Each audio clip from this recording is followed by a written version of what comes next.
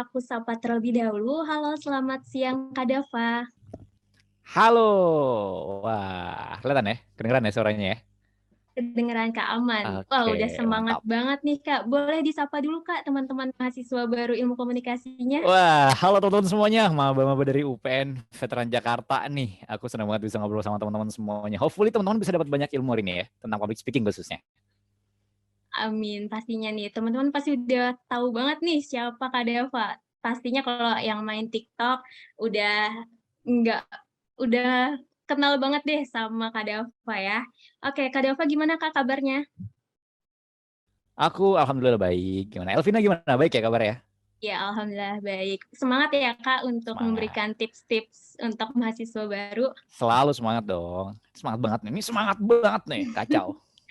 Nah, teman-teman nggak boleh kalah semangat nih sama Kak Dava.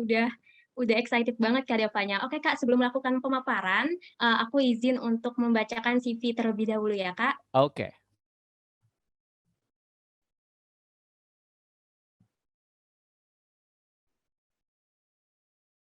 Ya, baik teman-teman. Jadi narasumber kita pada siang kali ini memiliki nama lengkap Tengku Dava.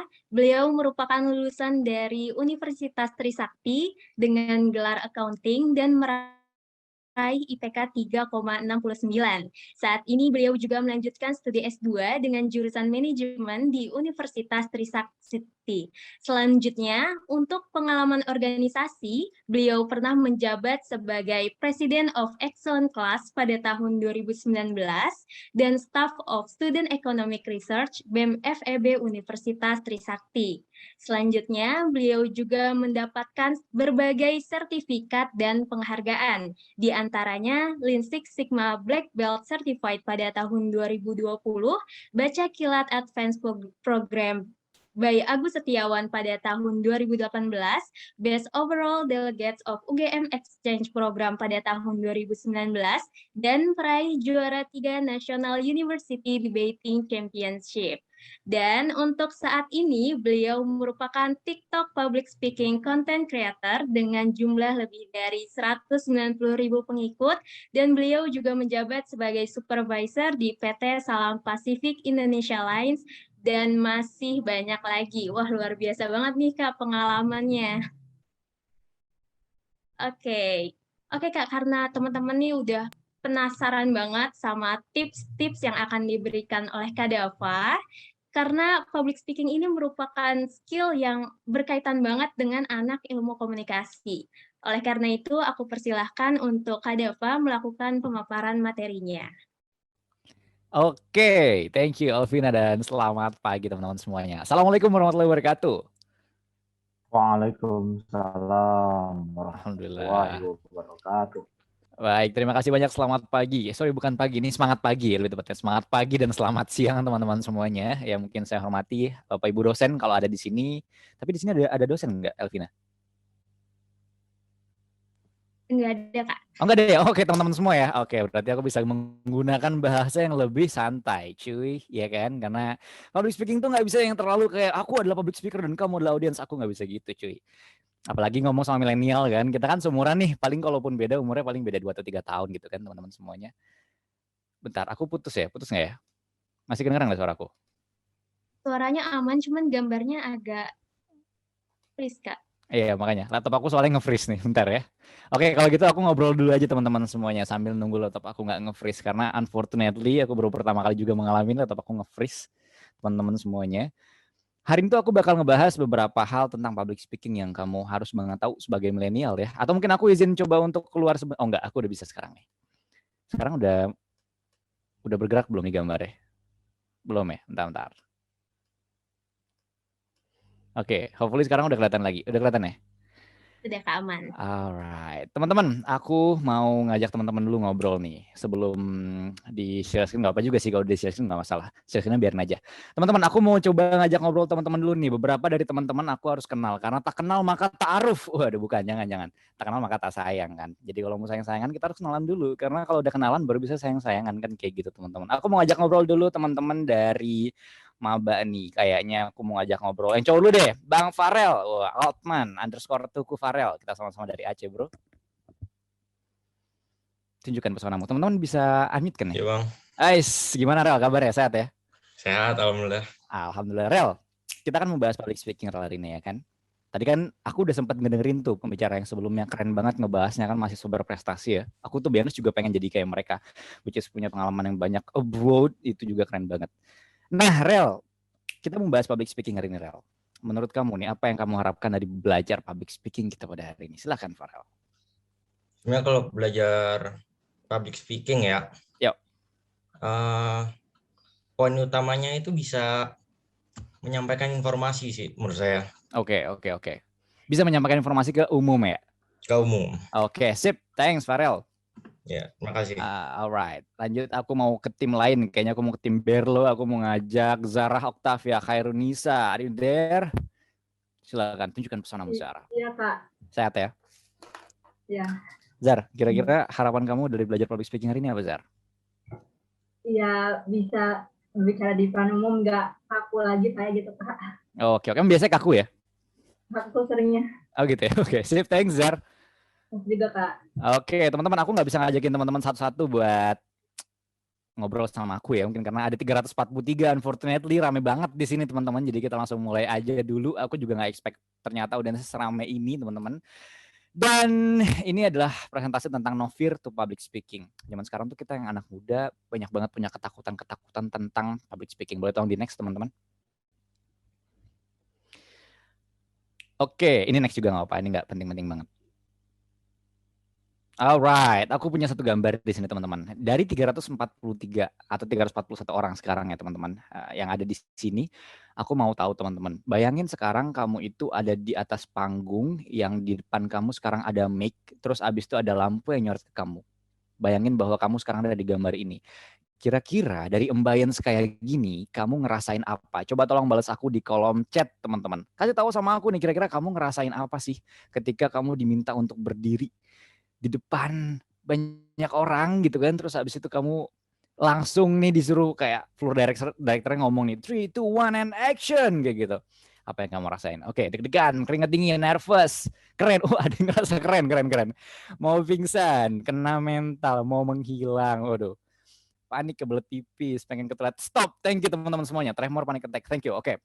Nice teman-teman, ini adalah respon-respon yang memang biasanya terjadi ya sama teman-teman. Tapi kayaknya aku mau ngobrol dulu nih sama beberapa teman yang ada di sini nih, terutama untuk yang jawaban-jawaban enak. Aku mau ajak ngobrol dari Hofland, Yudis, Mas Yudis. Ya, halo Kak. Halo Mas Yudis, sehat ya? Sehat Kak. Dis, kenapa lu bilang kalau misalnya berdiri di situ adalah satu hal yang keren, Dis?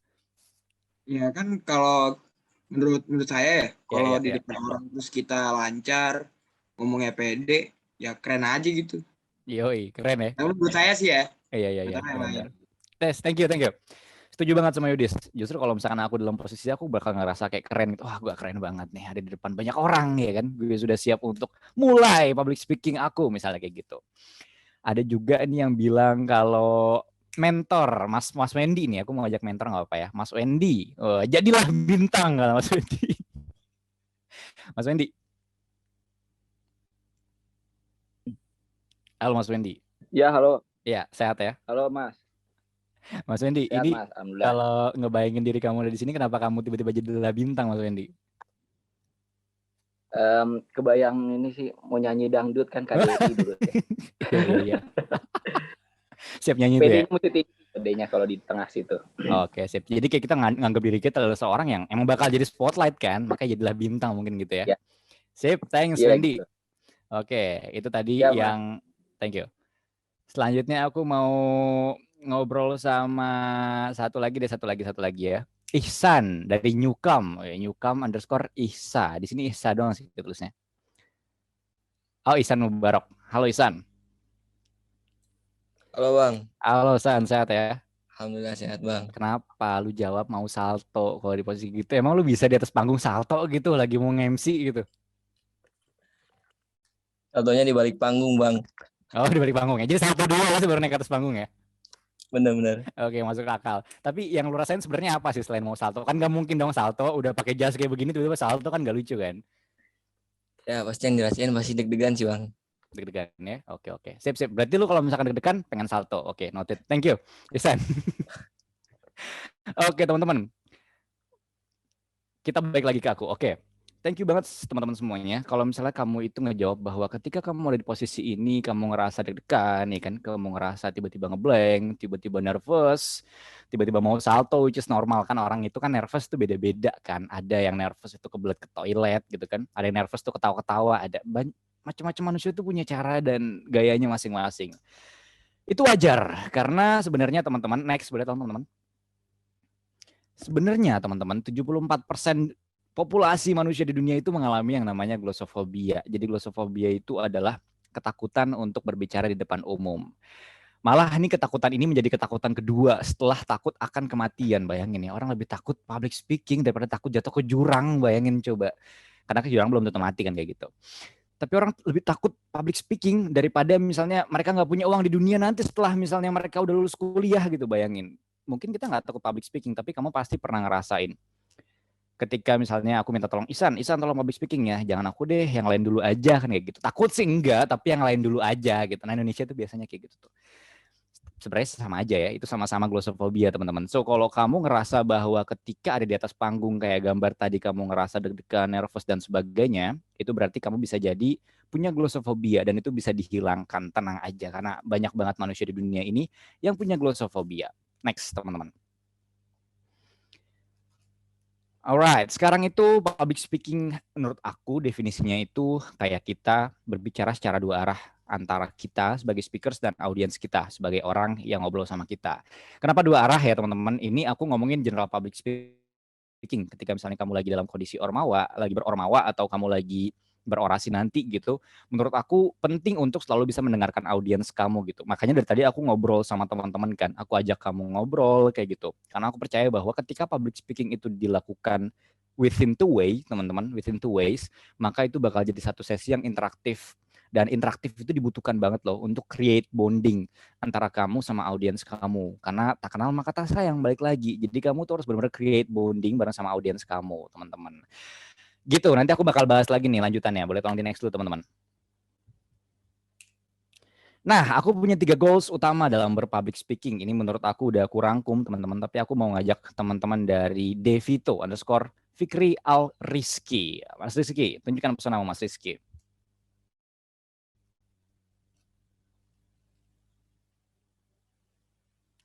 Naik gak nih Mas Rizky? Oke, Mas Rizky. Masih ke-mute, bro. Naik nggak? Oke, nggak apa-apa. Kalau misalkan mic-nya nggak bermasalah, nggak masalah. Aku ganti aja kalau gitu. Aku mau ngajak ngobrol, kayaknya aku ngajak ngobrol Mas Irving Yusuf M. Wah, Mas Yusuf. Ya, halo Mas. Halo bro. Mas Yusuf, aku punya 3 goals of public speaking di sini Mas Yusuf. Aku punya public speaking to inform people, aku punya public speaking to persuade people, dan aku punya public speaking to mobilize people. Menurut Mas Yusuf, apa sih artinya 3 makna public speaking ini? Goal of public speaking ini, silakan. Apa tadi Mas? Kurang kedengeran. Oke, kurang kedengeran, masih kurang kedengeran nggak nih? Coba Keren tadi. ya? Oke, aku punya 3 goals of public speaking. Yang pertama to inform, yang kedua to persuade people, dan yang ketiga to mobilize people. Menurut Mas Yusuf, apa nih arti dari masing-masing goal of public speaking ini? Silakan. Kalau to inform itu untuk menginformasikan sesuatu kepada orang-orang. Oke. Kalau to persuade itu untuk mengajak orang-orang untuk melakukan sesuatu. Oke. Kalau to mobilize people itu untuk mengarahkan orang-orang. Alright. Oke. Sip. Thank you Mas Yusuf. Waduh. Mas, oke, itu benar banget. Jadi ketika kita ngomongin tentang public speaking in general, teman-teman, purpose itu sebenarnya ada 3 kalau menurut aku. First one is to inform people. Jadi kita itu menginformasikan kepada orang ide-ide yang mungkin kita miliki yang bisa jadi orang itu belum punya atau orang itu belum ketahui, teman-teman. That's public speaking to inform people. Terus yang kedua adalah public speaking to persuade people. Jadi kita berpublic speaking tujuannya tuh untuk mengajak orang untuk entah misalnya melakukan sesuatu untuk kita, mengajak orang untuk misalnya berpikir seperti yang kita pikirkan. That's public speaking to persuade people. Contoh gampangnya adalah ketika kamu lagi kampanye teman-teman. Ayo yuk pilih aku teman-teman semuanya, karena kalau kamu pilih aku bakal bla bla bla bla gitu. That's public speaking to persuade people, sesimpel itu. Terus kalau public speaking to mobilize people, ini juga simpel sih sebenarnya kalau mau dicontohin. Contoh gampangnya adalah misalnya kamu lagi acara PPKMB nih, kayak sekarang misalnya gitu, lagi acara ospek maba misalnya, terus MC-nya bilang nih, teman-teman kamu semua harus pakai virtual background ini ya, kamu semua harus maju 3 langkah ke depan ya, kamu semua harus mundur 3 langkah ke belakang misalnya gitu. That's public speaking to mobilize people sebenarnya gitu. Tapi nggak sesimpel itu. Tapi kalau kita analogikan, simpelnya kayak gitu. So ada 3 purpose utama: menginformasikan, mengajak, dan menggerakkan. Karena kalau kata Panji Pragiwaksono, bicara itu bukan cuma bicara, tapi bicara itu harus bisa menggerakkan. Wah, boleh tolong next teman-teman?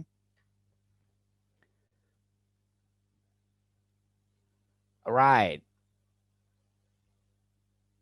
Di next nggak apa. Selanjutnya aku bakal ngebahas tentang satu isu lagi nih tentang public speaking, yaitu adalah tentang confidence.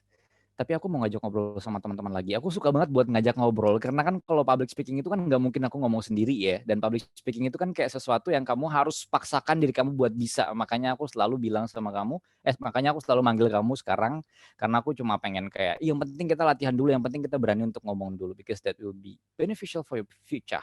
Aku mau ngajak Jalaluddin_Esmeralda Sutanto. Mbak Esmeralda, tunjukkan pesonamu, Mbak Esmeralda. Halo, Hai, sehat ya? sehat dong. Mbak Esmeralda, menurut kamu PD itu apa? Dan kenapa kita harus pede pas lagi public speaking? Ya harus pede lah, karena nanti kalau malu jadinya gugup, terus jadi nggak fokus gitu mau ngomongin apa. Oke, karena kalau misalnya nggak pede, nanti kita jadinya gugup dan nggak fokus mau ngomongin apa ya. Nah, menurut Esmeralda kira-kira cara biar pede gimana sih?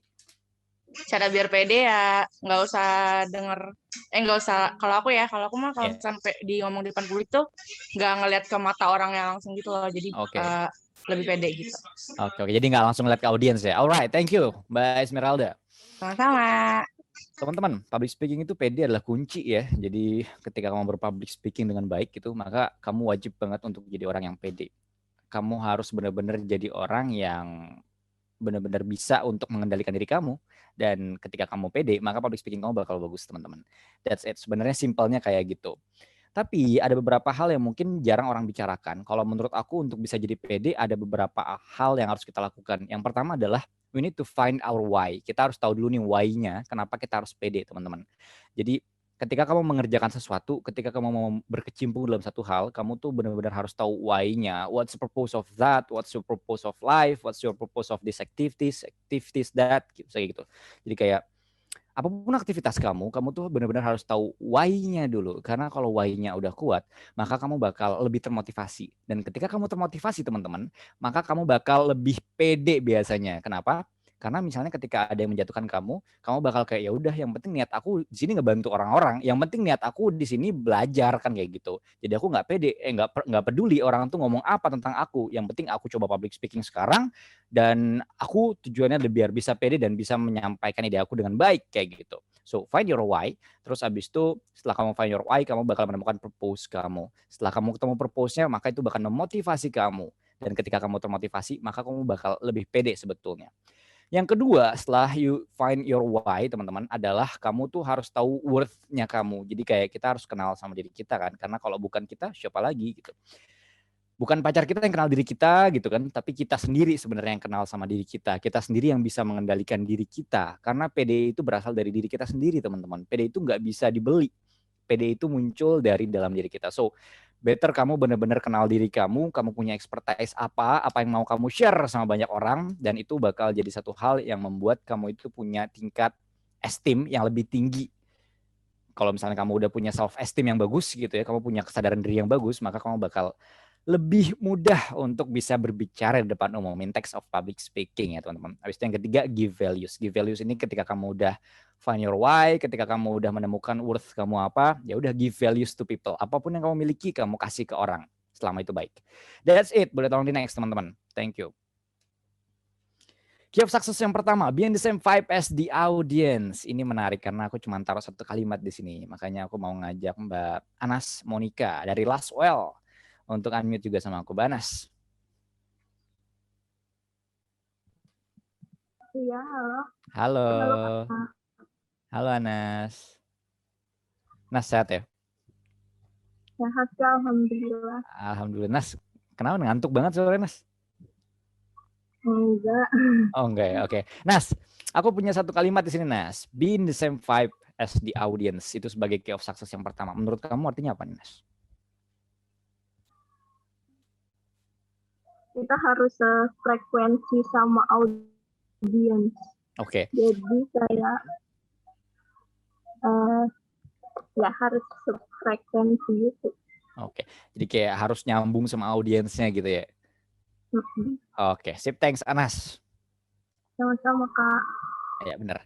Ini ibarat kamu mau cari cewek atau cari cowok teman-teman semuanya ya. Kalau misalnya kamu mau cari cewek atau kamu mau cari cowok kan kamu pasti nyarinya yang nyambung kan. Jadi kamu pastikan bahwa ketika kamu ngobrol kamu nyambung sama mereka.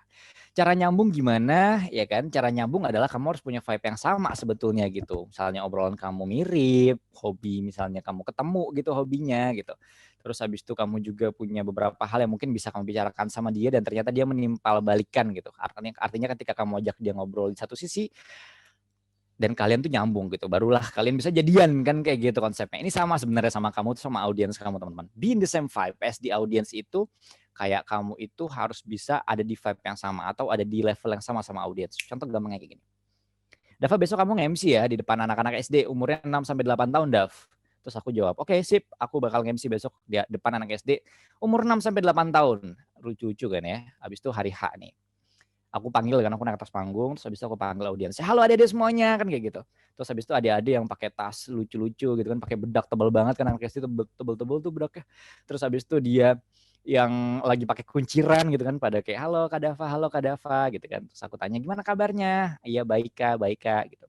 Terus tiba-tiba di depan anak SD aku tanya kayak gini, teman-teman, gimana pendapat kamu tentang indeks harga saham gabungan Indonesia pada hari ini? Waduh, anak SD. Kan nggak nyambung kan? Nggak kena banget kan vibes-nya kan? Yang ada tuh anak SD tuh yang pakai tas langsung pulang, langsung ke orang tuanya, langsung nangis, langsung lempar naku tomat, apapun yang mereka bisa lakukan. Yang jelas mereka nggak bakal suka sama public speaker-nya. Karena nggak nyambung apa yang kamu tanyain. Masa kamu nanya IHSG ke anak SD? Kan nggak mungkin. Itu sama kayak kamu nanya, siapa di sini yang baru jadian? Ke orang-orang yang lagi reuni usia 40-50 tahun. Kan nggak lucu. So, be in the same vibe with the audience itu penting banget. Kamu tuh harus benar-benar bisa punya satu vibe yang sama audience. Dan dengan punya satu vibe yang sama, maka kamu bakal lebih mudah untuk create bonding. Gitu teman-teman. Boleh tolong di next. Alright. Yang kedua adalah assertive communication. Ini kayak kamu itu yang pertama be humble. Mungkin be humble aku nggak perlu jelasin terlalu panjang ya. Intinya kamu itu misalnya sering-sering senyum, terus habis itu kamu itu ya be humble aja, jadilah rendah hati ketika kamu lagi berbicara. Jangan sampai kamu bicara yang terlalu tinggi, kamu menyombongkan diri di depan umum, nggak ada gunanya. Yang kedua adalah be genuine. Ketika misalnya kamu muji nih, aduh Mbak Anastasia misalnya cantik sekali hari ini, jangan sampai dalam hati kamu, ih apaan sih ini orang nggak cantik, padahal kenapa gue harus muji dia, jangan kayak gitu. Ketika kamu muji seseorang sebagai seorang public speaker, you need to be genuine, teman-teman. Kamu tuh harus asli gitu, harus dari hati mujinya. Kenapa? Karena berbicara itu harus dari hati. Karena dari hati ke hati itu biasanya yang long lasting gitu teman-teman. Terus yang ketiga adalah be reciprocal. Kamu pasti pernah kan lagi sleep call gitu sama cowok kamu. Kamu cerita nih, hari ini aku pagi-pagi habis aku mandi aku ke kampus. Habis aku ke kampus aku ormawa nih rapat. Habis itu aku ke mall bentar nunggu kelas. Sorenya aku kelas lagi. Terus habis itu malam aku pulang. Sekarang aku mandi. Sekarang aku telepon kamu deh.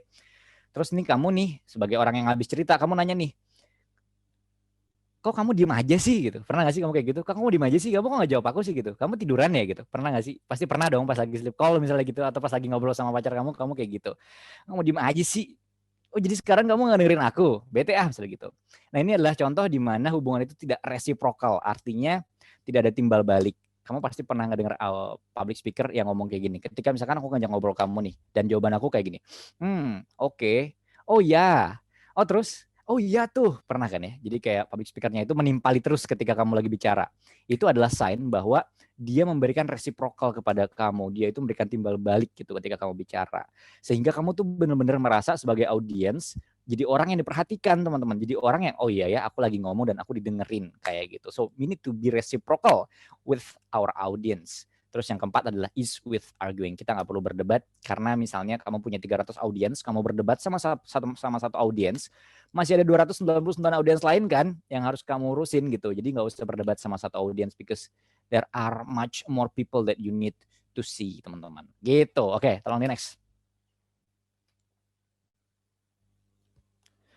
Oke, ini ada key of success yang ketiga ketika kita lagi berpublic speaking. Yang pertama itu kayak open hand gesture. Ini waktu aku tinggal berapa lama lagi ya? Tadi kata panitia, 30 menit. Oke, aku punya open hand gesture, teman-teman. Jadi ketika kamu berbicara gitu kan, gerakan tangan kamu tuh harusnya terbuka gitu. Terbuka tuh artinya kayak gini gitu ya. Ketika kamu bicara tuh kamu menggerakkan tangan kamu dan gerakannya tuh nggak ditutup-tutupin gitu.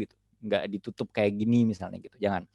Kenapa? Karena secara psikologis itu bakal ngebantu kamu untuk terlihat lebih trustable. Jadi kamu itu bisa lebih dapat dipercaya sama orang banyak, dan itu penting untuk membangun kepercayaan kamu di depan audiens kamu. Ketika kamu terlihat meyakinkan atau ketika kamu dapat dipercaya, maka audiens kamu tuh bakal lebih oke ketika misalnya kamu ngajak mereka ngobrol panjang lebar. That's it.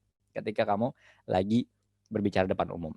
Terus habis itu yang kedua adalah raise your hands. Jadi kalau di sini aku kasih definisinya to give the right energy to your audiences. Jadi kamu tuh harus memberikan energi yang pas sama audiens kamu. Contohnya kayak gini, teman-teman. Ketika aku minta teman-teman tolong dong angkat tangan, tapi aku cuma angkat tangan aku segini doang nih. Maka kamu yang jadi audiens pasti juga ngangkat tangan paling cuma segini atau bahkan nggak kelihatan gitu tangannya. Tapi ketika aku bilang kayak teman-teman angkat tangan semuanya gitu, angkat tangan yang tinggi-tinggi, setinggi-tingginya misalnya kayak gitu. Maka kamu sebagai audiens bakal kayak oh iya minimal mereka bakal ngangkat tangan, minimal audiens kita bakal angkat tangan, teman-teman. Kenapa? Because we're giving the right energy to them. Kita memberikan energi yang cocok, energi yang sesuai. Kita minta mereka ngangkat tangan, ya kita ngangkat tangan harus lebih tinggi daripada mereka. That's it, sesimpel itu.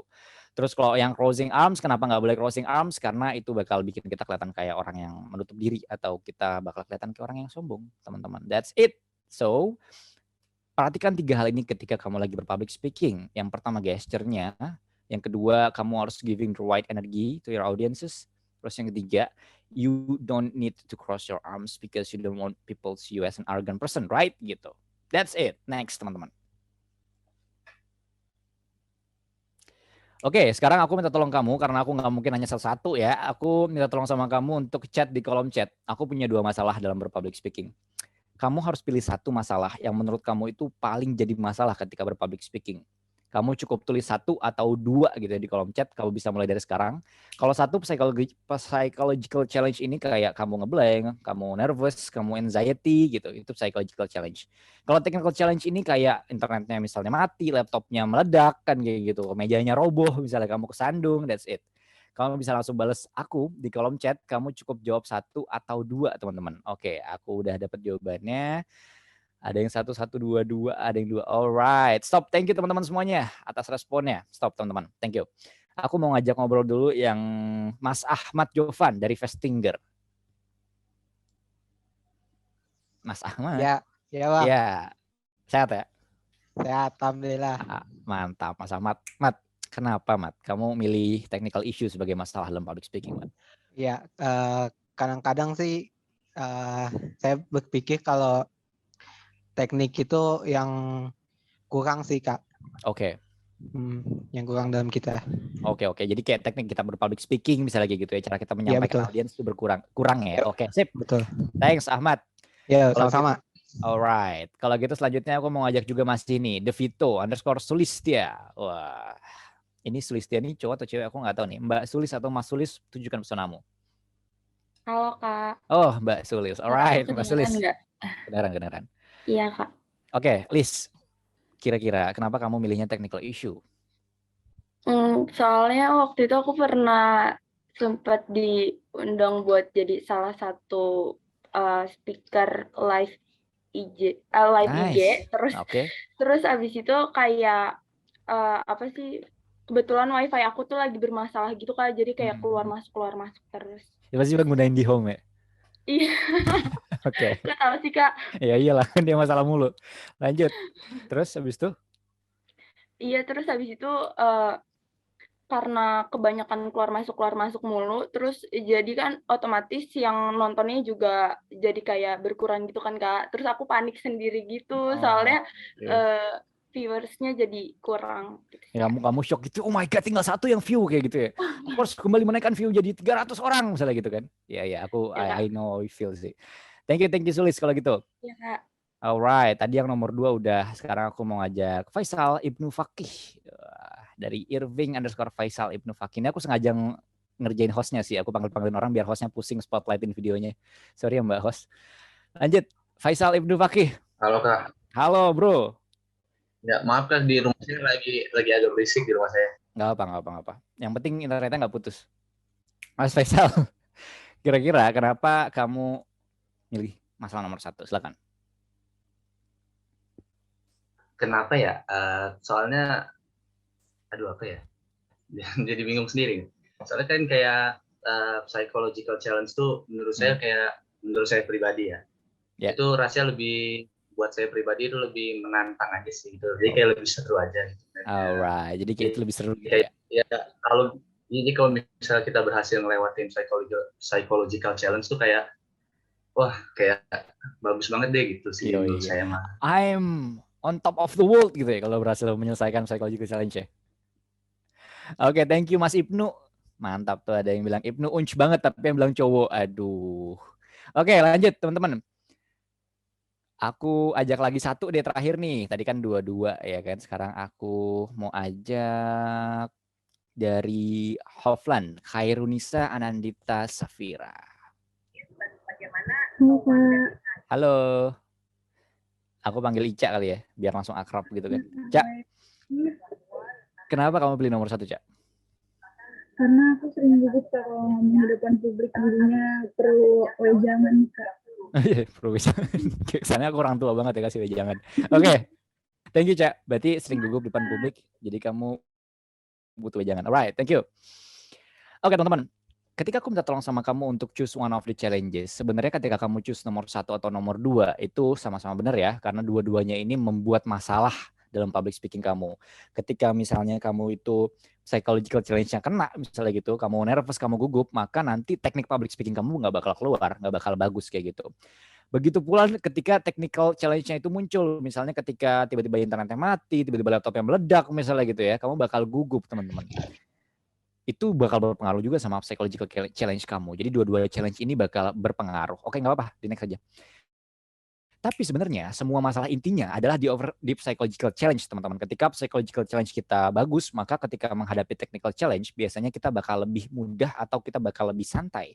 Ketika kita itu menghadapi psychological challenge. Kalau bahasa orang itu santai aja brody gitu. Kalau kamu udah benar-benar bisa overcome semua psychological challenge. Contohnya apa sih psychological challenge itu? Yang pertama adalah grogi. Kamu pasti pernah grogi kan? Karena aku juga grogi kadang-kadang. Banyak public speaker yang tetap grogi ketika mereka diminta untuk bicara. Dan it's normal. Sebagai manusia gitu kita grogi adalah hal yang normal menurut aku. Dan grogi ini bisa diatasi dengan menggunakan teknik pernafasan 4-7-8. Jadi kamu 4 detik kamu tarik nafas pakai hidung. 7 tahun kamu tahan, enggak. 7 detik kamu tahan, terus habis itu 8 detik kamu buang pakai mulut. Nah, itu kamu lakukan beberapa kali sampai kamu ngerasa nyaman. Ketika kamu udah ngerasa nyaman nih teman-teman, maka kamu bakal mengurangi gugupnya kamu gitu. Kenapa? Karena pada dasarnya ketika kamu punya anxiety, yang terjadi adalah kamu itu deg-degan kan biasanya. Ketika kamu deg-degan, itu tuh lagi dalam kondisi adrenaline rush. Artinya hormon adrenalin kamu tuh lagi tinggi banget di dalam diri kamu. Dan hormon adrenalin biasanya muncul juga dengan hormon kortisol yang aku tahu. Dan hormon kortisol ini adalah hormon pemicu stres. Intinya ketika kamu gugup sama dengan kamu stres. Cara untuk mengatasi stres yang paling gampang dan paling simpel adalah dengan teknik pernafasan 4-7-8, teman-teman. So, nanti coba diimplementasin aja ketika kamu ngerasa gugup, kamu coba berhenti sebentar, habis itu pakai teknik pernafasan 4-7-8 untuk bicara lebih lancar dan mengurangi kegugupan kamu gitu. Terus habis itu overthinking nih, aku mau tanya, pasti ada dari kita semua yang ngerasa overthinking ketika lagi berpublic speaking. Gak mungkin kita gak overthinking, karena overthinking udah jadi masalah sehari-harinya masyarakat Indonesia ya, overthinking gitu, kebanyakan mikir. Jadi aku mau ngajak Farah Deswinta dari Macquarie. Mbak Farah Deswinta, tunjukkan pesonamu Mbak Farah. Masih ke-mute kayak, di-unmute dulu jangan lupa. Ya. Halo, oke, Farah, sehat ya? Iya. Kedengaran. Far, kamu pernah overthinking nggak pas lagi public speaking? Pernah, Kak. Kira-kira apa yang kamu pikirin ketika overthinking? Kayak mereka tertarik nggak ya sama yang aku omongin? Mereka merhatiin nggak sih? Mereka suka nggak sih? Apa aku kecepetan gitu ngomongnya? Kayak audiensnya tuh ngedengerin aku nggak sih? Pasti kayak gitu Kak kalau overthinking pas lagi Oke, ngomong jadi apa. jadi kayak kamu bener-bener netting gitu ya, pasti audiensnya nggak dengerin aku nih, itu audiensnya sibuk sendiri nih, bisa gitu ya. Iya. Alright, thank you kalau gitu. Ya makasih Kak. Oke, makasih. Alright, teman-teman, bener nih kalau kita overthinking nih, ibarat kamu mau nembak cewek nih, lu yang cowok mau nembak cewek gitu kan, pasti ada overthinking nih, aduh gue diterima gak ya, aduh di gue pasti ditolak nih kayaknya sekarang nih, aduh pasti dia gak suka nih sama gue nih, jangan-jangan gue bakal dikeplak nih pas gue nembak dia kan kayak gitu. Tapi pasti jawabannya sama kan, kamu kalau nggak bakal tahu kalau kamu belum coba kan kayak gitu kan, kamu baru tahu ketika dia nggak suka sama kamu ya ketika kamu tembak dan kamu ditolak gitu kan, dan kamu baru tahu kalau dia ternyata mau sama kamu ketika kamu tembak dia dan dia ternyata nerima misalnya kayak gitu. So ini konsepnya sebenarnya sama sih kalau menurut aku. Jadi ketika kamu udah overthinking, kamu mikirin, duh audiensnya pasti nggak suka sama aku, duh pasti dosennya nggak suka sama aku, duh pasti aku nih dikeplak nih sama semuanya nih misalnya kayak gitu. Aku bakal selalu tanamin dalam diri aku satu kalimat tambahan yang kalimatnya itu adalah siapa bilang kan lu belum coba. Jadi ketika aku mikir nih, aduh audiensnya pasti nggak suka sama gue nih. Siapa bilang Dav? Kan lu belum coba. Duh pasti dosennya nggak suka sama gue nih ketika gue lagi presentasi. Siapa bilang Dav? Kan kamu belum coba. That's it. So kita terus-terusan overcome atau kita timpa semua negative thinking kita dengan pertanyaan-pertanyaan tadi. Dengan pertanyaan siapa bilang kan kamu belum coba. Karena dengan begitu kamu bisa menyadarkan diri kamu nih teman-teman. Untuk bisa, ya juga ya, kan gue belum coba. Kenapa gue nggak coba dulu? That's it. Sesimpel itu ngatasin overthinking. Teorinya. Implementasinya sih butuh jam terbang ya. Tapi itu bisa dilakukan over time teman-teman. Terus habis itu yang ketiga blank. Pastikan kamu pernah lagi public speaking. Terus ngomong nih, tiba-tiba aku mau ngomong apa tadi ya? Kok aku lupa ya mau ngomong apa gitu. Ini simple sih. Ketika kamu ngeblank itu, kamu itu cuma perlu untuk ada dua tipikal ya ketika kita lagi berpublic speaking. Yang pertama tuh tekniknya impromptu, artinya kamu nggak pakai teks, kamu langsung ngomong aja gitu. Biasanya kalau ini yang ngelakuin ini biasanya ketua himpunan misalnya gitu ya, yang langsung diminta untuk sambutan, itu biasanya pakai teknik impromptu. Ada juga yang pakai teknik ekstemporan teman-teman. Jadi teknik ekstemporan tuh menulis poin-poin apa yang mau kita sampaikan gitu. Dua-dua teknik sama-sama bagus, tergantung sama kamu menggunakan atau mampunya di mana gitu, atau kamu itu nyamannya yang mana. Karena kalau misalkan seandainya kamu pakai impromptu, kamu ngeblank, maka bakal kelihatan banget ngeblanknya. Ketika kamu pakai ekstemporan, ketika kamu itu orangnya tipikalnya juga nggak pede, maka kamu bakal ngeliatin catatan kamu terus juga. Kamu nggak bakal fokus sama apa yang kamu bicarain, tapi kamu fokusnya sama apa yang kamu tulis, bisa jadi kayak gitu. So ketika misalnya kamu ngeblank, saran dari aku adalah coba untuk pakai catatan kecil yang isinya poin-poin apa yang mau kamu sampaikan gitu. Karena ketika kamu punya catatan kecil, ketika kamu ngeblank, kamu bakal punya backup minimal. Oh iya ya, tadi aku mau bahas ini, so aku bisa lanjutin buat bahas ini. That's it. Itu tips yang paling gampang ketika kamu itu tipikalnya yang suka ngeblank ketika lagi public speaking. Nah, boleh tolong di next nih, teman-teman. Dan yang keempat, masalah public speaking dari sisi psikologis juga nih. Ini kayak masalah belibet. Kamu kan pasti pernah ya, aku juga sih pernah belibet, aku sering belibet teman-teman semuanya. Jadi karena aku sering belibet dan aku percaya teman-teman juga pasti ngerasa di sini sering banget belibet, ya kan? Apalagi kalau misalkan diminta untuk public speakingnya dadakan gitu kan, suka banget pasti belibet. Dan belibet itu menurut aku hal yang normal ya, hal yang normal dan nggak perlu ditakutin gitu. Oleh karena itu adalah hal yang normal, maka aku mau ngajak tim Newcom, Ihsan Mubarok. Wah, ini harus di spotlight nih Ihsannya juga. Tadi udah deh kayaknya Mas Ihsan, nggak apa-apa dipanggil lagi. Mas Ihsan Mubarok. Tunjukkan pesanan. Apa yang tadi aku panggil terus habis itu nggak muncul juga ya? Oke, nggak apa-apa. Aku ganti jadi ini aja, Mbak Raisa Nur Askia. Mbak Raisa Nur Askia. Iya, Kak. Oke, Raisa. Bentar, aku belum melihat muka kamu. Di mana ya muka kamu ya? Nggak muncul di sini aku. Alright, Mbak Raisa. Yeah. Mbak Raisa, aku punya satu challenge nih buat Mbak Raisa. Jadi ketika kita berpublic speaking kan kita kadang-kadang ngeblank tuh ya Mbak Raisa. Biasanya yang aku lakukan ketika aku ngeblank adalah aku bakal coba untuk main tongue twister nih Mbak Raisa. Ya kan? Nah, tongue twister yang paling gampang untuk dimainin tuh, tongue twister 1 biru sampai 10.000. Contohnya kayak gini sih. 1 biru 2.000, 3 biru 4.000, 5 biru 6.000, 7 biru 8.000, 9 biru 10.000. Nah, itu kan gampang ya. Jadi kayak tinggal diganti biru ribu doang. Nah, Mbak Raisa, aku minta tolong kamu buat mainin tongue twister challenge, ngomong dari 1 biru sampai 10.000 tanpa jeda dan secepat mungkin yang kamu bisa. Silakan Mbak Raisa, bisa ya? Oke. Sampai 10.000 ya? Sampai 10.000. Secepat-cepatnya yang kamu bisa. Good luck. 1.000, 2.000, 3.000, 4.000, 5.000, 6.000, 7.000. Stop. Satu biru 2000. Oh, Biru satu biru biar. Oke. Oke. Sip. Oke, sip, guys. Satu biru dua. Ulang lagi. Pokoknya kalau lu nggak bisa, kita bakal sampai sore di sini. 1.000 dua biru. Satu biru. 1.000 dua biru 3.000. Aduh, Kebolak. Satu biru 2000, satu biru 2000, 3 biru 4000. Satu biru 2.000, 3 biru 4.000, 5 biru 6.000, 7 biru 8.000, 9 biru 10.000. Oke, sekarang lakukan lebih cepat. Tadi kan udah bisa tuh. Lebih cepat, Kak. Lebih cepat dong. Satu biru 2000, 3 biru 4000, 5 biru 6000 dan seterusnya. Silakan. Satu biru 2.000, tiga biru nggak bisa. Oke, bentar. Ini tolong di stop share dulu teman-teman. Tolong spotlight muka aku sama Raisa dong. Aku nggak ngeliat muka Raisa soalnya. Oke Raisa, sekarang kamu, muka kamu sekarang sudah sangat besar di layar Raisa. Sekarang kamu coba, kan kamu tadi belum bisa nih Raisa. Bisa jadi gara-gara aku tiba-tiba manggil kamu terus kamu deg-degan, bisa jadi gitu kan. Jadi kita coba overcome deg-degannya dulu. Kamu coba tarik nafas sekarang, tarik nafas yang dalam banget, yang dalam cinta kamu sama dia. Walaupun bertolak belakang ya. Tepuk sebelah tangan, tahan 7 detik. Terus habis itu kamu buang pakai mulut 8 detik. Itu tarik nafas gak sih barusan? Tarik nafas kan ya? Ulang lagi deh kalau gitu. Ulang lagi, tarik nafas 4 detik. Yang dalam. Oke, sip. Tahan 7 detik. Terus buang lagi 4 detik. 8 detik. Oke, sip. Sekarang kamu coba lagi. Kamu relax aja. Anggap aja ini satu hal yang biasa saja. Dan kamu pasti bisa. Santai aja. Coba lagi. 1 biru, 2000, 3 biru, 4000. Silakan. 1.000, 2 biru, 3.000, 4 biru, 5.000, 6 biru, 7.000, 8 biru, 9.000, 10 biru. Itu bisa. Bisa kan? Itu bisa kan? Tiba-tiba bisa kan? Iya kan? Kira-kira kenapa tiba-tiba bisa gitu, Rai? Karena tadi kan sempat tarik nafas ya. Yoi. Jadi lebih relax aja gitu. Yo, ini kayak magic gitu nggak sih? Teori yang tadi itu langsung terbukti gitu kan? Oke, thank you Raisa.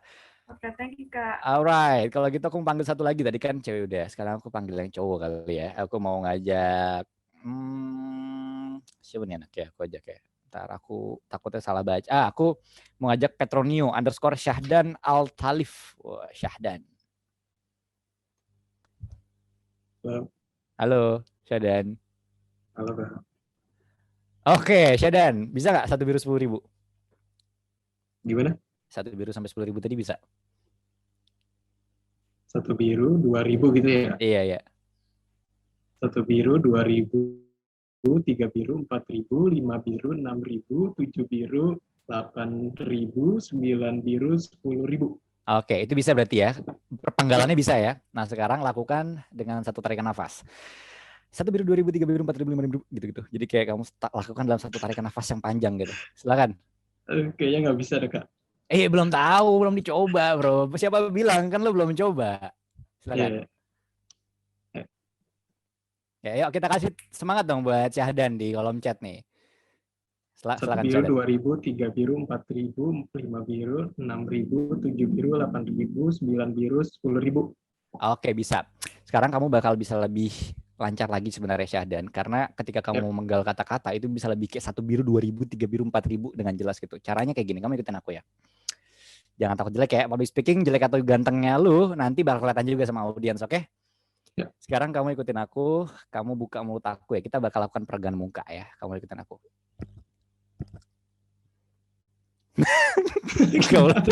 Gimana? Ya bener kayak gitu. Buka mulut lu kayak. Gitu, buka mulut ya. Nah, kayak gitu.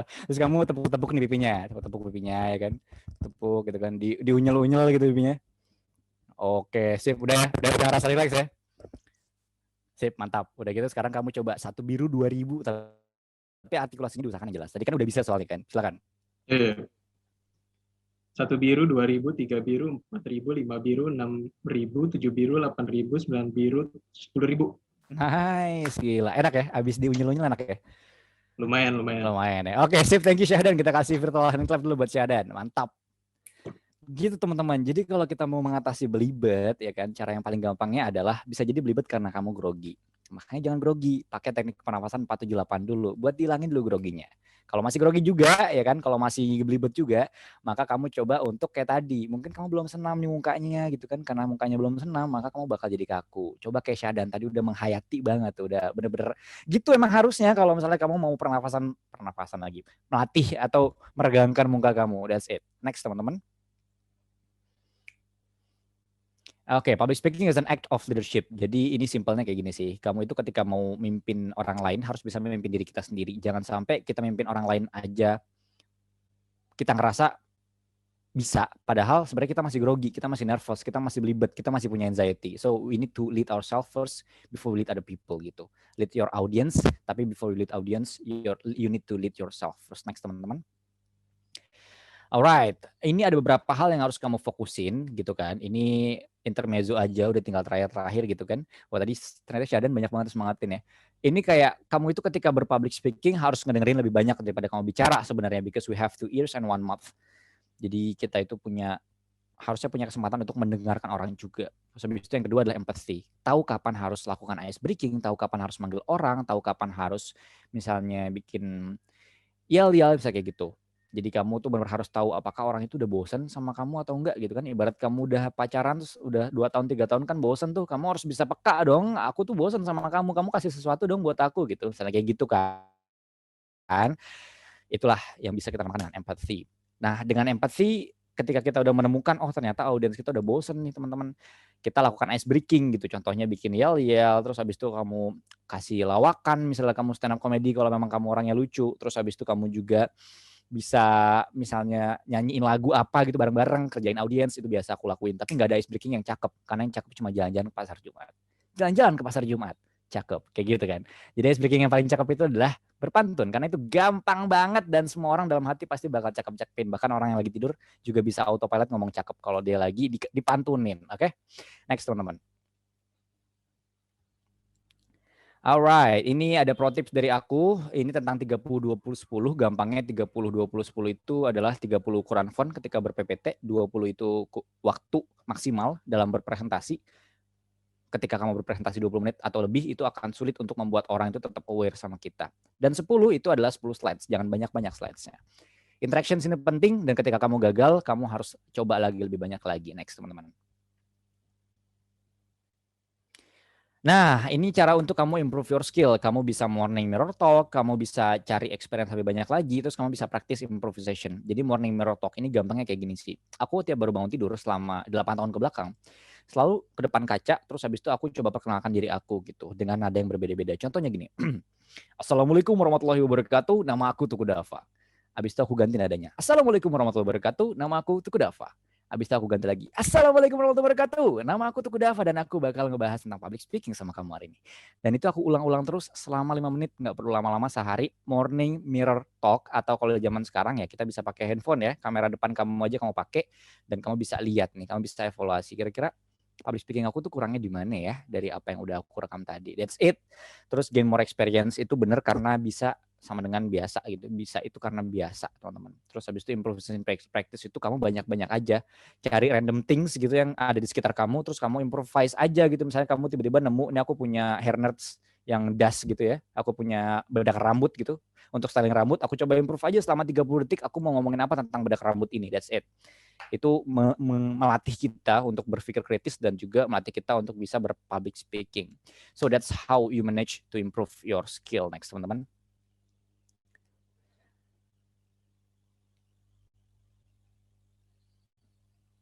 Nah, itu dia. Aku udah ngomongin tentang public speaking selama kurang lebih 45 menit ke belakang. Hopefully teman-teman dapat banyak insight baru tentang public speaking, teman-teman semuanya. Jadi bisa tuh karena biasa. Jangan sampai kamu itu pengen public speaking tapi kamu nggak pernah nyoba. So coba dulu, baru kamu bakal tahu public speaking kamu tuh kayak gimana. Thank you. Aku kembalikan kepada moderator kita. Oke, baik. Terima kasih Kak Dava atas pemaparannya. Wah, luar biasa banget nih Kak. Teman-teman maba jadi semangat. Padahal mereka nih udah dari pagi loh Kak mendengarkan pemaparan materi, tapi dengan public speaking yang Kakak punya nih dan tips-tipsnya ini kita bisa lihat langsung ya bahwa memang real adanya tips public speaking dari Kak Dava ini. Oke teman-teman, mumpung lagi ada Kak Dava, kalian biasanya ngelihatnya di media sosial aja. Nah, ayo ambil kesempatan untuk bertanya. Tapi sebelum kalian raise hand, aku mau tanya dulu nih Kak terlebih dahulu. Boleh ya Kak? Boleh dong. Boleh. Oke. Tadi kan Kakak udah bahas nih tips gimana pede, tips gimana cara menghilangkan rasa gugup. Tapi aku mau nanya Kak, biasanya kita itu kan untuk menjadi seorang public speaking, kita itu harus punya public speaker, sorry Kak. Public speaker, kita itu harus punya olah vokal yang baik kan Kak. Nah kita itu juga biasanya harus mempertahankan resonansi vokal kita, betul ya Kak? Betul. Oke, mungkin aku mau tanya nih Kak, sekalian kasih tips ke teman-teman gimana cara Kak Dava melatih olah vokal biar resonansinya itu bertahan dan juga terdengar enak di audiens. Alright, ini pertanyaan bagus banget nih. Ini praktikal banget buat seorang public speaker, apalagi kayak Elvina, yang kayaknya udah berpengalaman juga nih jadi MC. Teman-teman, jadi kayak gini, ketika kita berbicara nih, ada 3 unsur dalam berpublic speaking. First one is visual, 55% kita ditentukan oleh visual. Habis itu yang kedua 38% dari penampilan kita ditentukan sama tone kita dan vokal kita. Terus habis itu yang ketiga adalah apa tuh ya? Fitri. Visual, vokal, sama verbal. Oh, yang ketiga itu adalah 7% terakhir, itu adalah verbal atau kata-kata yang kita ucapkan. Jadi sebenarnya yang paling penting apa? Visualnya dulu. Ketika visualnya udah oke, sekarang masuk ke tone kamu atau vokal kamu. Nah sekarang gimana cara improve vokal kita? Yang pertama untuk melatih resonansi ya. Kadang-kadang kita ketika ngomong tuh bergetar teman-teman. Nah untuk menghindari kamu bergetar gitu kan teman-teman, aku biasanya ngelakuin ini. Kamu bisa untuk nyebut atau kamu ngeluarin satu nada, terus kamu coba tahan, terus kamu voice note. Contohnya gini. Misalnya kamu gitu, ketika kamu coba rekam, terus habis itu kamu coba lihat apakah perubahan nada itu terlalu signifikan. Contohnya misalnya gitu kan. Kalau kayak gitu, berarti kamu harus rapetin lagi resonansinya. Artinya nada yang kamu keluarkan itu bisa jadi masih labil gitu. Nadanya tuh nggak pasti misalnya kayak gitu. Masih naik turun. So itu cara yang paling gampang menurut aku untuk latih resonansi yang pertama. Terus yang kedua adalah latih vokal kita dengan menyebutkan huruf vokal dengan mulut yang kebuka dan suara yang lantang. Contohnya gini. A, I, U, E, O. Contohnya kayak gitu sih. Itu bisa dipakai banget untuk kamu latihan sebelum kamu naik ke atas panggung. Dan untuk juga ngelatih artikulasi kamu biar lebih jelas lagi. Nah, untuk ngelatih penggunaan nadanya atau tone nadanya, aku biasa gunakan huruf A sampai Z. Tapi aku sebutkan dengan nada yang berbeda-beda. Contohnya gini. A, B, C, D, E, F, G, H. Misalnya kayak gitu. Jadi kayak kamu latihan-latihan itu yang biasa aku lakuin sebelum aku, ya benar tuh kayak Mbak Nasya tuh, udah mencoba. Aku melihat Anda mencoba. Oke, thank you. Kayak gitu contohnya benar. Jadi kamu itu coba untuk latihan-latihan itu. Dan aku hampir selalu melakukan itu ketika pagi hari. Karena aku tahu kegiatan aku tuh pasti banyak melibatkan public speaking selama seharian. Jadi pas pagi bangun tidur, aku biasa latih-latih itu dulu untuk bisa membuat muka aku, badan aku, dan muka aku ini bisa lebih rileks dan bisa lebih lancar ketika berpublic speaking. That's it. Semoga menjawab. Oke, itu teman-teman. Jadi bisa dipraktekin nih abis ini. Dan mungkin aku mau nambahin sedikit juga ya Kak. Boleh, jadi kita penting banget juga nggak sih Kak punya pernafasan diafragma karena itu membantu banget untuk public speaking ya Kak. Bener. Tapi itu next level sih. Next level public speaking biasa pakai pernafasan diafragma gitu. Betul. Nice, teman-teman langsung aja nih raise hand dan bertanya langsung ke Kak Dava.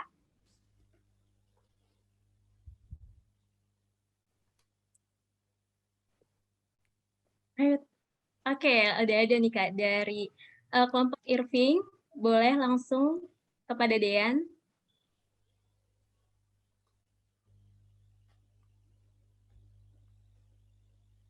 Izin nggak on cam ya Kak? Nggak apa-apa, diizinkan. Kenapa?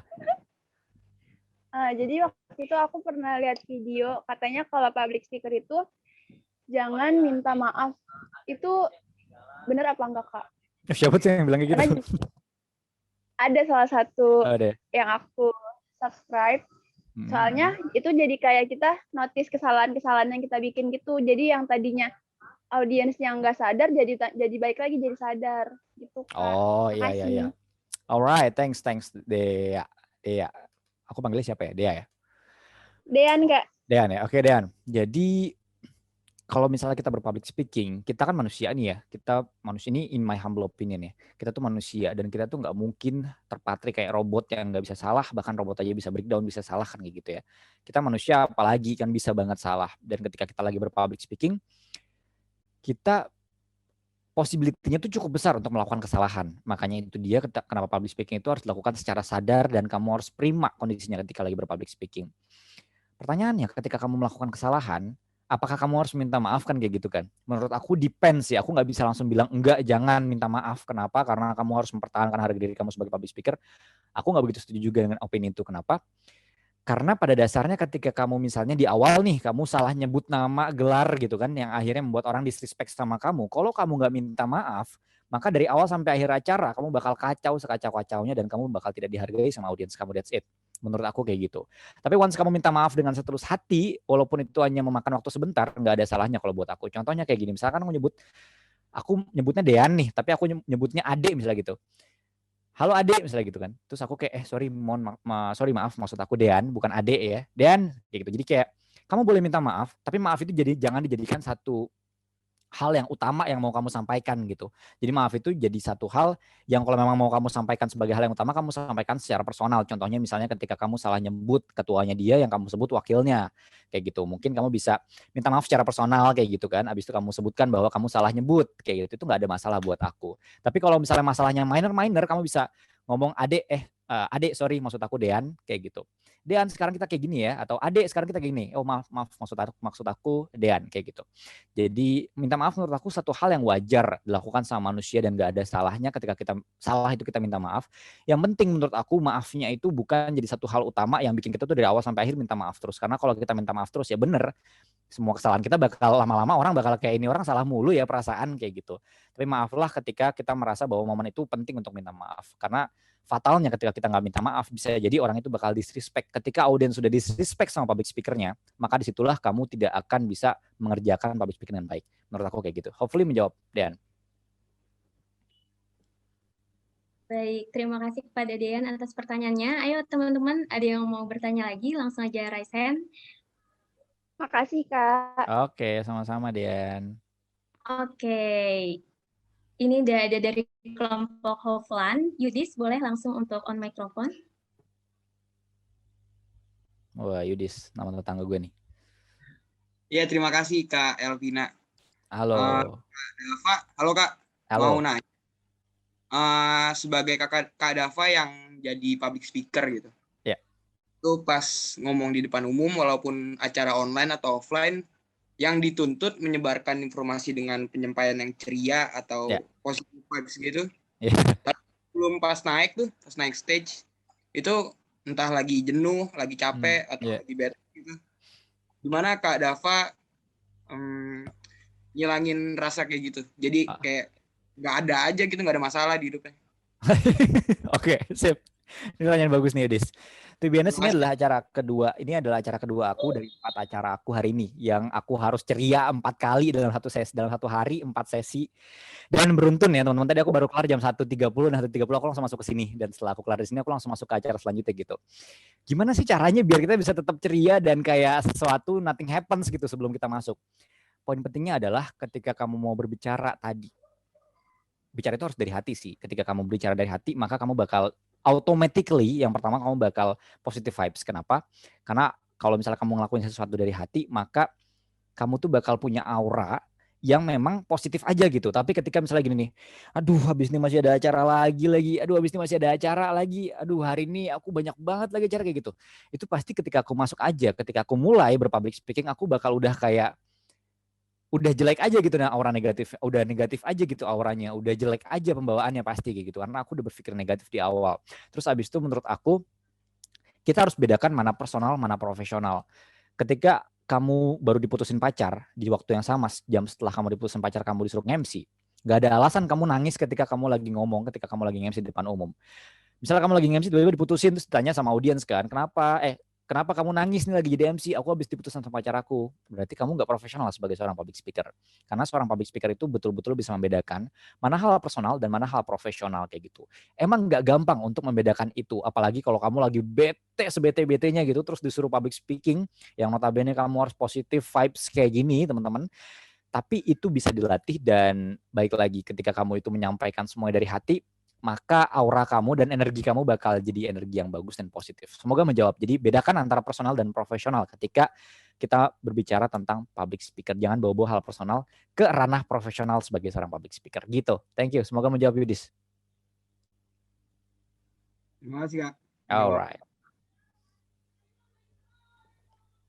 Oke, baik. Terima kasih Yudis pertanyaannya. Selanjutnya nih Kak, udah ada yang ngantri dari kelompok Git Dance. Michelle, boleh langsung on microphone. Oke. Halo Kak Dava. Hai Michelle. Kenalin, aku Michelle dari kelompok Git Dance dengan NIM 2110411050. Di sini aku mau nanya. 2110411050. Oke, aku hafal. Lanjut. Iya. Jadi di sini aku mau tanya, kan kalau aku itu kan awalnya udah selalu kayak mencoba untuk pede kalau di saat disuruh bicara di depan kelas misalkan. Iya, iya. Nah, contoh dulu waktu SMA aku pernah buka acara gitu, satu acara. Nah, aku itu punya satu masalah di mana kalau aku buka acara itu, kalau misalnya aku awalnya udah ngerasa oke, pede bisa. Tapi pas aku maju ke depan, tiba-tiba tangan langsung keringetan banget, basah banget. Terus ngomong tuh gugup banget, tapi aku udah mencoba tarik nafas, tapi oke, berhenti dulu. Nah itu tuh kadang tuh aku suka, gimana ya caranya biar nggak gini terus. Terus kayak misalnya sekarang kan kita online terus kan, kayak kemarin aku diundang, sempat diundang jadi speaker di salah satu podcast pasti di SMA aku. Nah aku itu aku ngerasa aku punya persiapan dikit, tapi di situ aku ngomong tuh kayaknya nggak teratur gitu, padahal aku udah punya notes segala macam gitu. Nah gimana sih biar aku tuh bisa nggak ngelakuin kayak gitu lagi dan bisa lebih improve lagi public speakingnya biar kayak Kak Dava gitu. Aduh, tapi sebelumnya Michelle jangan di mute dulu. Sebelumnya berarti kamu kalau misalkan lagi public speaking, berarti orientasi kamu aku itu harus jadi public speaker yang kalau ngomong rapih gitu ya, kalau ngomong tertata gitu ya. Oke. Berarti orientasinya ke situ ya. Alright, thanks Michelle. Jadi kalau mau jadi seorang public speaker, ngomong rapih ya itu harus ya, maksudnya ngomong rapih itu harus, terus abis itu nggak gugup itu harus. Tapi pertanyaannya adalah, mampukah kita untuk selalu berbicara dengan rapih dan tidak gugup di semua kesempatan yang ada gitu? Aku pribadi merasa bahwa ngomong rapih adalah sesuatu yang harus, tapi nggak bisa juga aku selalu lakuin di semua kesempatan aku, tiap detik aku ngomong serapi itu nggak bisa juga. Kenapa? Baik lagi kita manusia ya, kita harus accept whatever you are as human being kan kayak gitu ya Michelle. Jadi yang pertama adalah you need to accept yourself. Kalau misalnya kamu itu nggak mesti selalu harus banget, gue itu harus banget rapi-rapinya hubungan gue sama dia, nggak gitu juga gitu ketika kamu lagi berpublic speaking. At least public speaking itu tujuannya adalah kamu bisa menyampaikan informasi dengan baik. Makanya ketika kamu punya kesempatan untuk berpublic speaking, tujuannya mungkin yang harus kamu ganti jadi gini. Gue mau berpublic speaking buat berbagi. Orientasi gue bukan untuk oke, gue harus punya skill public speaking yang sempurna, karena skill public speaking yang sempurna itu nggak ada. Bahkan semua trainer-trainer public speaking juga pasti ada kelemahan dalam public speaking. Dan setiap orang punya caranya sendiri gitu. Ada orang yang ngomongnya belibet tapi enak aja gitu ngedengernya. Ada orang yang ngomongnya enak tapi kita jadi ngantuk gitu. Ada orang yang ngomongnya semangat banget tapi nggak jelas apa yang diomongin kayak gitu. So pada dasarnya Michelle, kamu nggak perlu takut ketika kamu ngerasa bahwa oke, apa yang aku omongin itu nggak sesuai sama apa yang aku sebutkan kayak gitu. Terus apa yang aku persiapin itu nggak sesuai sama apa yang terjadi di lapangan kayak gitu. Itu yang harus kamu accept dulu. Kamu harus benar-benar accept kalau everything doesn't always need to happen as what we think, as what we thought kan kayak gitu ya. Nggak semua hal itu harus berjalan sesuai dengan apa yang kita inginkan. Jadi persiapannya itu bukan untuk menyempurnakan public speaking, tapi persiapan itu adalah untuk menyempurnakan apa yang mau kamu sampaikan dalam public speaking kamu gitu. Jadi bukan untuk kayak public speakingnya whole, tapi lebih kepada kamu harus pastikan apa yang mau kamu sampaikan itu benar-benar bisa kamu sampaikan. Intinya di situ aja. Nah ketika kamu kayak gitu, kamu udah di level itu, yang kedua adalah yang kamu lakukan adalah YOLO. You only live once ketika lagi public speaking. YOLO ini penting banget untuk public speaking loh. Sebuah seni untuk bersikap bodoh amat dalam public speaking itu penting banget, Michelle.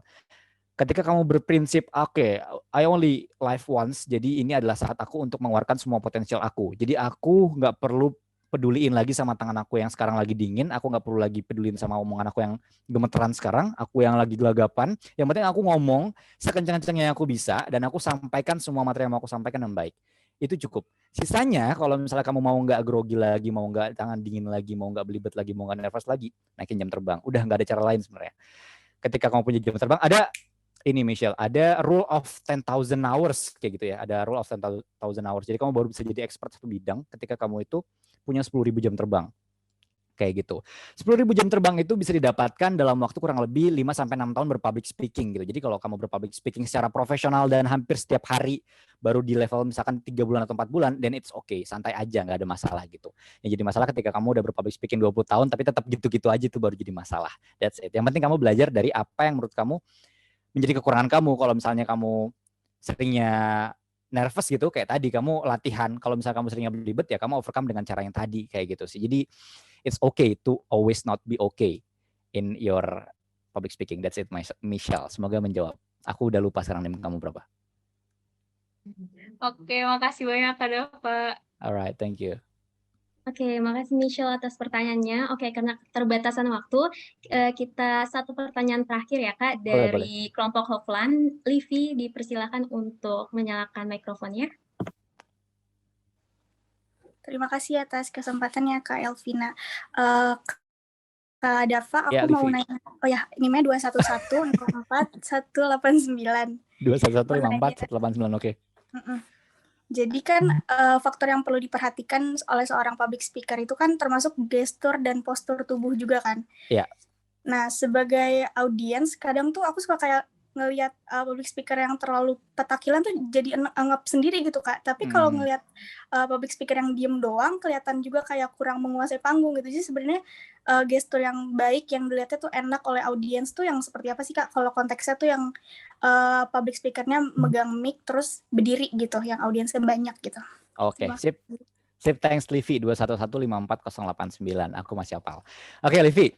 Jadi Livi, body language itu digunakan untuk menekankan apa yang mau kita sampaikan. Ketika aku berpublic speaking terus aku loncat-loncat sekarang di Zoom gitu ya, kamu pasti bakal gak nyaman kan? Ini apa sih Kak Dava kok loncat-loncat kayak gitu kan? Tapi ketika aku juga public speaking cuma gitu doang. Halo Livi, apa kabar? Semoga sehat selalu hari ini ya. Dan 2 jam aku lakuin itu, misalnya kayak gitu ya. Kamu bakal bete juga kan nih, Dava apa sih? Kok diem aja dari tadi? Apakah dia robot? Bukan tentunya. Gitu. Public speaking dengan gesture. Gesture itu dipakai untuk menekankan. Contohnya adalah Livi, 1 tambah 1 sama dengan 2 akan berbeda dengan Livi, 1 tambah 1 sama dengan 2. Beda kan ya rasanya ya? Kalau misalkan aku bilang Livi, 3 tambah 3 sama dengan 6, akan berbeda dengan Livi, 3 tambah 3 itu 6. Misalnya kayak gitu. Jadi aku menekankan apa yang aku sampaikan gitu. Contohnya misalnya gini, Livi, kamu semangat ya. Beda sama, Livi, kamu semangat ya. Beda banget kan? Jadi gesture itu dibutuhkan ketika kamu mau melakukan penekanan. Ketika kamu nggak mau melakukan penekanan dan nggak perlu pakai gesture nggak masalah gitu. Tapi penekanan-penekanan yang mau kamu sampaikan aja yang butuh untuk pakai gesture. Karena gesture juga nggak selalu jadi satu hal yang wajib banget untuk dilakukan gitu di semua kesempatan. Setiap detik kamu tangannya kayak avatar gitu, nggak juga gitu. So kamu gunakan gesture seperlunya. Kayak kalau aku sih kayak gitu. Jadi aku biasanya akan coba untuk, misalkan aku biasa latihan kayak gini sih. 1 menit aku coba untuk stopwatchin gitu, aku ngomong di depan umum sambil improve, terus 10 detik pertama aku diem tangannya, terus habis itu 10 detik selanjutnya aku ngomong pakai tangan, 10 detik selanjutnya aku diem lagi gitu. Itu melatih aku buat kayak oke, gesture nggak perlu dipakai terus gitu, tapi gesture bisa dipakai buat penekanan-penekanan. That's it. Semoga menjawab Livi. Jadi intinya adalah itu dipakai untuk menekankan, tidak perlu dipakai terus-terusan, tapi jangan sampai juga nggak dipakai kayak gitu. Harus balance kayak gitu sih. Dan setiap orang tuh punya gaya gesture masing-masing. Ada yang suka jingkrak-jingkrak tapi tetap kelihatan enak, balik lagi. Ada yang diem aja juga kelihatannya bagus banget public speaking-nya.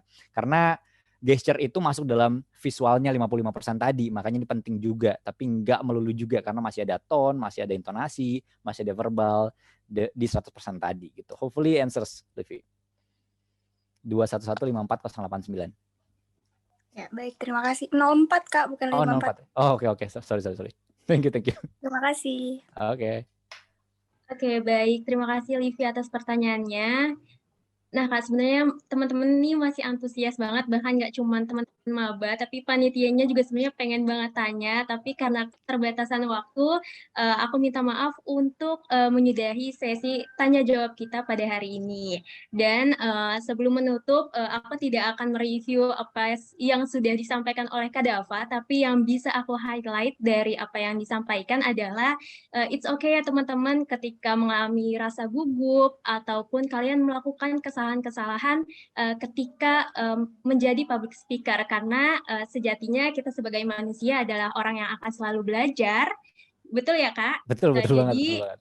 It's okay untuk mengalami hal-hal seperti itu. Yang terpenting adalah kita terus belajar, kita terus improvisasi, biar kedepannya kita tidak melakukan hal-hal yang serupa di masa lalu. Seperti itu ya Kak? Betul banget, keren.